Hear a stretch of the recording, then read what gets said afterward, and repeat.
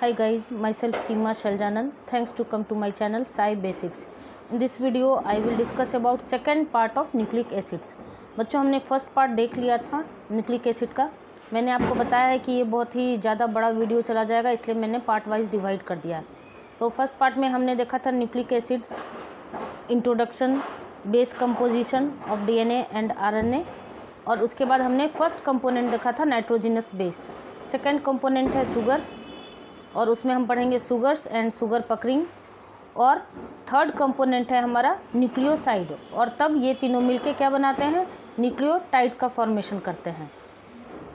और जब यही न्यूक्लियोटाइड पॉलीन्यूक्लियोटाइड मिलके क्या बनाता है, हमारा डीएनए एंड आरएनए का फॉर्मेशन करता है। ठीक है, ये हमारा लास्ट पोर्शन होगा, फोर्थ पार्ट होगा। तो अभी हम क्या डिस्कस करने वाले हैं, सेकेंड पोर्शन डील करने वाले हैं। कौन सा, शुगर्स। ठीक है, तो सब थोड़ा सा मैं पहले आपको रिकैप करवा देती हूँ, किसका, नाइट्रोजिनस बेस का। आइए देखते हैं, थोड़ा सा मैं ओवरव्यू आपको दे देती हूँ ताकि थोड़ा सा आप कनेक्ट कर पाइए, क्योंकि ये चारों वीडियोस कनेक्टेड होंगे, part 1, part 2, part 3 and part 4 के फॉर्म में। तो बेस कंपोजिशन न्यूक्लिक एसिड का क्या होता है, न्यूक्लिक एसिड को पॉलीन्यूक्लियोटाइड भी कहा जाता है, और ढेर सारे न्यूक्लियोटाइड मिलके क्या बनाते हैं, पॉलीन्यूक्लियोटाइड बनाते हैं। और ये न्यूक्लियोटाइड क्या चीज़ का बना होता है, न्यूक्लियोसाइड का बना होता है। और न्यूक्लियोसाइड क्या होता है, मीन्स न्यूक्लियोटाइड्स क्या है, फॉस्फेट ईस्टर्स ऑफ न्यूक्लियोसाइड्स होते हैं। और न्यूक्लियोसाइड्स क्या होता है, नाइट्रोजिनस बेस और शुगर का बना होता है। इसी नाइट्रोजिनस बेस में हमने प्यूरिन भी पढ़ा था और पैरामिडिन पढ़ा था, और शुगर अभी हम पढ़ने वाले हैं, जिसमें हम pentose sugar and pentose sugar में राइबोस शुगर और डीऑक्सी राइबोस शुगर पढ़ेंगे। ठीक है, तो नाइट्रोजिनस बेस में हमने क्या क्या देखा था, नाइट्रोजिनस बेस में हमने प्यूरिन और पैरामिडिन देखा था। प्यूरिन का स्ट्रक्चर देख रहे हैं, हेट्रोसाइक्लिक होता है, और पैरामिडिन का स्ट्रक्चर हमने देखा था 1 2 3 4 पूरा अच्छे से मैंने इन डिटेल पूरा वीडियो में डिस्कस किया है। तो मैं आपसे रिक्वेस्ट करती हूँ कि पार्ट 1, पार्ट 2, पार्ट 3, पार्ट 4 जब मैं अपलोड करूँगी तो चारों आप कॉन्टिन्यूएशन में देखिएगा, तो आपको बहुत ही ज़्यादा हेल्प हो जाएगा। बाकी शॉर्ट्स तो मैं 1-1 मिनट का डाल ही देती हूँ ताकि आपको रिवीजन भी हो जाए, और अगर सिर्फ टर्म समझना चाहते हैं तो वो भी वहाँ से क्लियर आउट हो जाए। ठीक है, तो प्यूरिन और पैरामिडिन देखे थे हमने नाइट्रोजिनस बेस में। नाइट्रोजिनस बेस में प्यूरिन के लिए मैंने आपको कोड भी बताया था, AgCTU। प्यूरिन में क्या आता है, एडेनिन और गुआनिन आता है। एडेनिन हमने देखा था 6 एमिनो प्यूरिन होता है, कैसे 6th पोजीशन पे आपका एमिनो ग्रुप होता है। गुआनिन में हमने देखा था 6 ऑक्सी 2 एमिनो प्यूरिन होता है, मीन्स 6th पोजीशन पे आपको ऑक्सी ग्रुप होता है और 2nd पोजीशन पे आपको एमिनो प्यूरिन होता है। बच्चों दीपावली का समय है, इसलिए थोड़ा बहुत अगर आपको बैक साइड से आवाज़ आ रही हो तो प्लीज़ उसको कंसीडर करिएगा। पैरामिडिन में हमने देखा था साइटोसिन, थायमिन और यूरासिल का स्ट्रक्चर देखा था। साइटोसिन 2 ऑक्सी 4 एमिनो पैरामिडिन होता है। थायमिन 5 मिथाइल 2,4 डाईऑक्सी पैरामिडिन होता है। अगर डीएनए है तो वहाँ थायमिन पाया जाएगा, और अगर आरएनए होता है तो वहाँ यूरासिल पाया जाता है। दोनों में डिफरेंस सिर्फ क्या होता है, मिथाइल ग्रुप का होता है। मीन्स 5th पोजीशन पे जो मिथाइल ग्रुप होता है वो यूरासिल में नहीं होता है और थायमिन में होता है। यहाँ तक ऑलरेडी हमने पार्ट 1 में डिस्कस कर रखा था। अब आप कनेक्ट कर पा रहे होंगे कि हमें क्या पढ़ना है, कैसे पढ़ना है। सब एक बार और फ्लो चार्ट भी मैं रिवाइज करवा देती हूँ। Nitrogenous plus sugar, nitrogenous base plus sugar मिलके क्या बनाते हैं, न्यूक्लियोसाइड्स बनाते हैं। न्यूक्लियोसाइड में फॉस्फेट अगर ग्रुप ऐड होता है तो क्या बनाते हैं, न्यूक्लियोटाइड बनाते हैं। और फिर जब यही न्यूक्लियोटाइड 2, 4, 10 मिलके क्या बनाते हैं, पॉलीन्यूक्लियोटाइड का फॉर्मेशन करते हैं, और उसी पॉलीन्यूक्लियोटाइड में हम क्या पढ़ते हैं, डीएनए और आरएनए का स्ट्रक्चर पढ़ते हैं। तो ये टॉपिक आपका structure and base composition of nucleotide है, आपका न्यूक्लिक एसिड का chemical structure and base composition of DNA and RNA है, जिसमें इंट्रोडक्शन में मैंने पूरा अच्छे से शॉर्ट्स भी बता दिया है और डिटेल एक्सप्लेनेशन भी दे दिया पार्ट 1 में।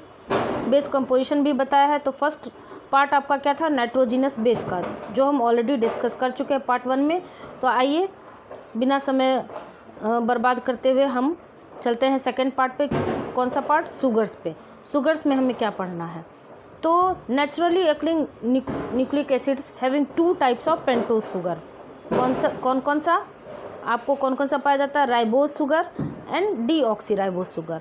तो राइबोस शुगर में क्या देखते हैं, it is present in RNA. आपका जो राइबोस शुगर होता है वो कहाँ प्रेजेंट होता है, आरएनए में प्रेजेंट होता है। It is 5 carbon sugar, 5 carbon का बना होता है, with hydroxyl group, OH group के साथ होता है। यहाँ देखिए आपको दिख रहा होगा 1 2 3 4 एंड 5 और यहाँ पर आपको हाइड्रोक्सिल ग्रुप अटैच्ड है ऑन ईच कार्बन। ये हो गया स्ट्रक्चर किसका, राइबोज का। अब देखिए इसी को हम क्या कहते हैं, बीटा डी राइबोज कहते हैं। इस स्ट्रक्चर को बहुत ही बच्चों ये बहुत ही बेसिक कॉन्सेप्ट है। अगर यहाँ पे आपका बेसिक क्लियर अच्छे से हो जाएगा तो आगे जब आप डीएनए मॉलिक्यूलर बायोलॉजी में डीएनए रेप्लिकेशन ट्रांसक्रिप्शन वगैरह पढ़िएगा तो ये सारे टर्म्स अगर क्लियर रहेंगे आपके माइंड में तो समझने में बहुत आसानी हो जाएगी। ठीक है, तो राइबोज को हम क्या कहते हैं, बीटा डी राइबोज कहते हैं। क्यों कहते हैं, तो बीटा आप देखिए ये OH ग्रुप कहाँ है, अपर साइड में। तो OH ग्रुप अगर अपर साइड में होता है तो उसको बीटा कहते हैं, बीटा फॉर्म कहते हैं। और अगर OH ग्रुप आपको लोअर साइड में होता है तो उसको अल्फा फॉर्म करते हैं। तो राइबोज क्या होता है, बीटा डी राइबोज। और अब ये डी कहाँ से आया, तो डी आपका देखिए राइट साइड है OH ग्रुप, इसलिए डी आया। ये OH आपका राइट साइड अगर है तो डी होगा और अगर लेफ्ट साइड होगा तो एल होगा। ठीक है, बस इतना ही आपको याद रखना है बीटा डी राइबोज का स्ट्रक्चर। शुगर में दूसरी चीज़ क्या होती है, deoxy ribose. Deoxy sorry, D means नहीं होना, ऑक्सी मीन्स ऑक्सी ग्रुप का नहीं। यहाँ देखिए आप आरएनए में देख रहे हैं ये सेकंड और थर्ड पोजीशन, ये सेकंड ग्रुप पे भी आपको OH है और थर्ड ग्रुप पे भी OH है। लेकिन आप डीएनए में क्या देखिएगा कि यहाँ सेकंड ग्रुप पे OH नहीं है, सिर्फ H है। तो यहाँ से ऑक्सीजन हट गया है, इसीलिए इसको क्या कहा जाता है, डीऑक्सी कहा जाता है। आइए अब देखते हैं थोड़ा सा डीऑक्सी राइबोज क्या होता है। It is present in DNA. Ribose आपको कहाँ प्रेजेंट होता है, आरएनए में, और ये कहाँ प्रेजेंट होता है, डीएनए में। It is present in DNA. It is also 5 carbon monosaccharide, ये भी 5 कार्बन का बना होता है। देखिए 1 2 3 4 एंड 5। लैकिंग 1 ऑक्सीजन, अभी मैंने आपको बताया एक ऑक्सीजन ग्रुप ये लैक करता है, कौन से, सेकंड पोजीशन पे, ये वाला। ये डिफ्रेंशिएशन है दोनों के बीच में, किसके किसके बीच में, डीएनए और आरएनए के बीच में। सिर्फ यही एक ऐसा कार्बन है जहाँ पर आपको ऑक्सीजन नहीं पाया जाता और यही डिफरेंसेस है किसके बीच में, डीएनए और आरएनए के बीच में। इसी वजह से आरएनए को राइबोज शुगर कहा गया और डीएनए को डीऑक्सी राइबोज कहते हैं। ठीक है, तो hydroxyl group OH at second carbon position, hydroxyl group OH at second position of ribose sugar is replaced by hydrogen. ये रिप्लेस कर दिया जाता है, OH ग्रुप को रिप्लेस कर दिया जाता है हाइड्रोजन से। और इसी वजह से इसको क्या नाम दिया गया है आपको, beta D 2 deoxy ribose. Beta D 2 deoxy ribose. अभी मैंने आपको बताया कि बीटा क्यों कहा गया, क्योंकि ये OH ग्रुप आपको अपर साइड है।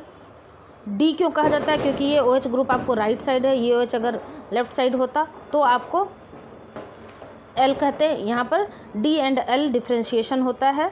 Beta D 2 deoxy second position पे, ये देखिए 2 डीऑक्सी सेकेंड पोजीशन पे आपको ऑक्सीजन ग्रुप नहीं पाया जाता, इसी वजह से इसको 2 डीऑक्सी कहा जाता है। OH at 2' position is replaced by hydrogen.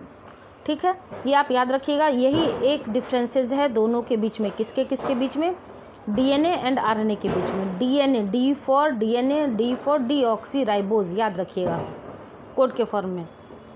और ribose R for ribose, R for RNA.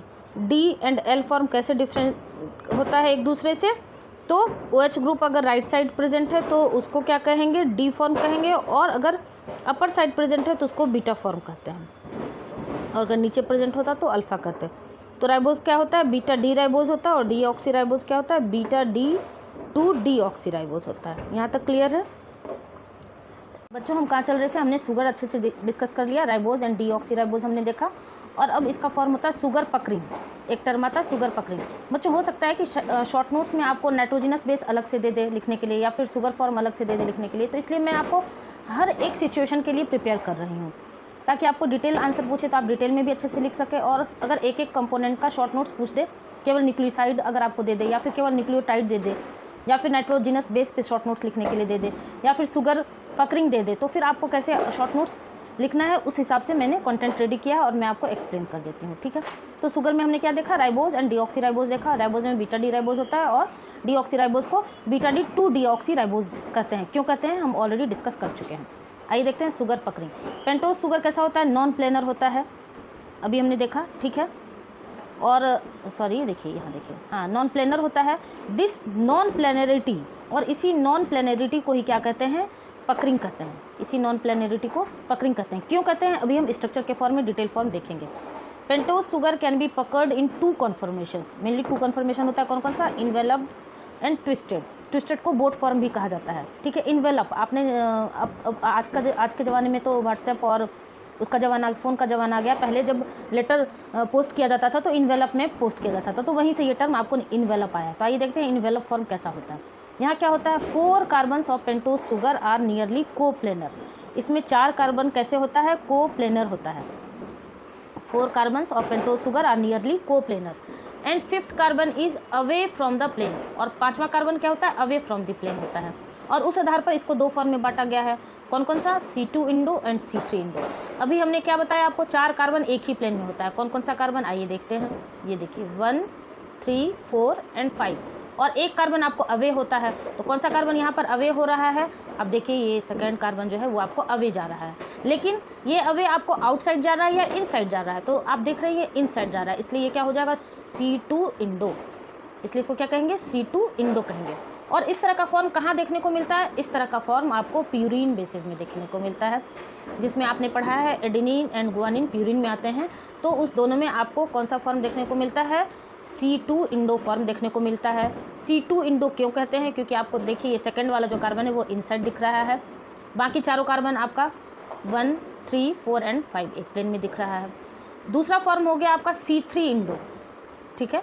दूसरा फॉर्म हो गया C3 इंडो। ये किस में आता है? इन्वेलप्ड फॉर्म में आता है। इन्वेलप्ड में C2 Indo and C3 Indo आता है। C2 इंडो क्यों हुआ वो भी हमने देखा। C3 क्यों आता है? तो C3 इसलिए आता है क्योंकि यहाँ पर C3 वाला जो आपको 3rd कार्बन ग्रुप है वो है आपका इनसाइड।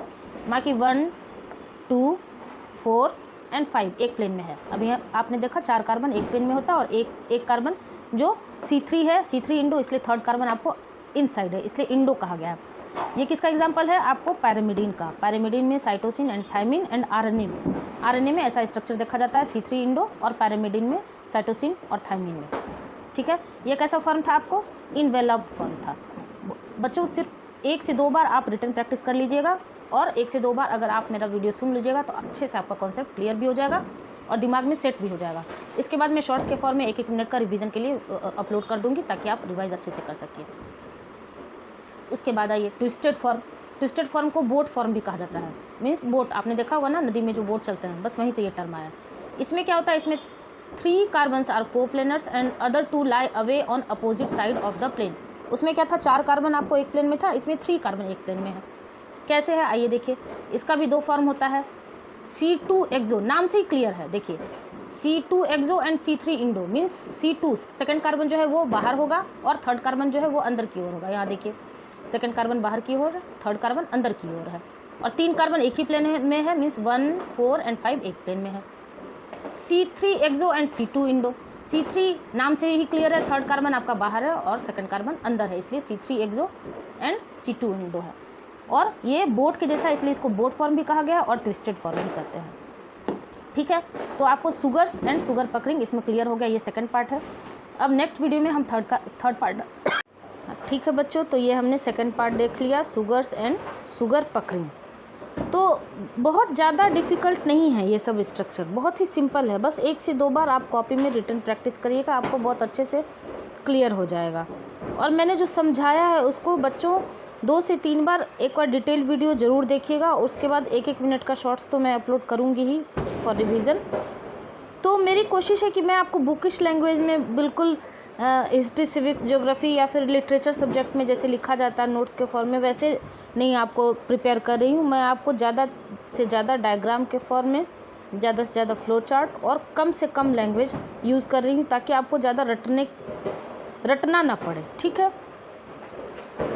तो अगर आपको मेरा ये एक्सप्लेनेशन पसंद आता हो तो please like, share and subscribe जरूर कर दीजिएगा। और कुछ भी सजेशन देना हो तो कमेंट सेक्शन में ज़रूर बता दीजिएगा। और अगर इन सारे नोट्स का आपका PDF फॉर्म चाहिए तो टेलीग्राम चैनल में साई बेसिक्स के नाम से ओपन कर दूंगी, आप मुझे कमेंट सेक्शन में बता दीजिएगा। मिलते हैं हमारे नेक्स्ट वीडियो में, तब तक के लिए थैंक यू।